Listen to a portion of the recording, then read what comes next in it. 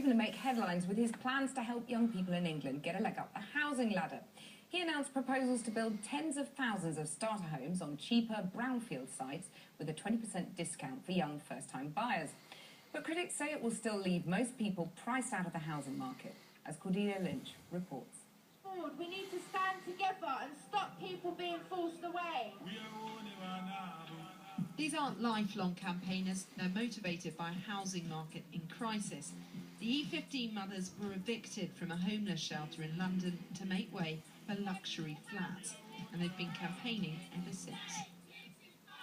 Take a look inside of the... Now they've turned this empty, boarded-up block of flats in the shadows of the Olympic Park into a political protest. One of the ringleaders, Jasmine, showed me around. This is our show flat. All we've done here is we've just given it a little clean, like you would do in a normal house, and put in a bit of furniture. Everything is how it was when we first came in. So as you can see, it's in really, really good condition. So really good.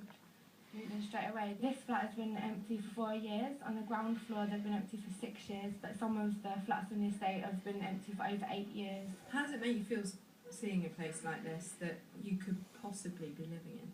It's really upsetting because it's been empty for so long, and there's so many people that are on the streets, and there's people that are being forced out of London every day. I mean, it's not just the mums from our hostel, it's people all over London and all over the country.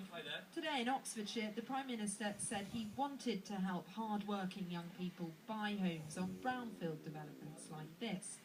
David Cameron has promised to build up to 100,000 new homes for first-time buyers under the age of 40 at a discount of 20%.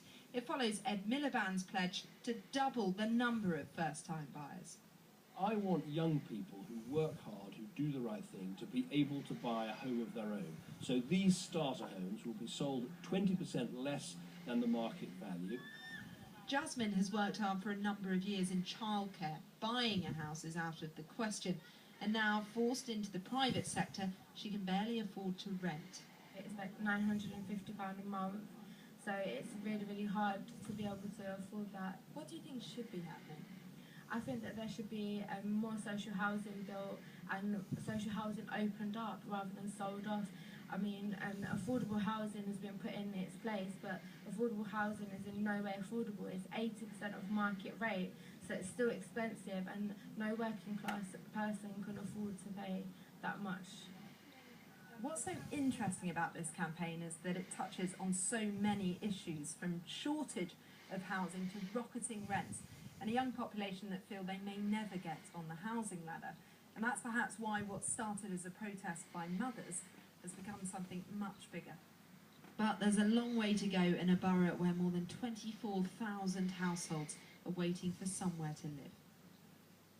Cordelia Lynch reporting. Let's take a look.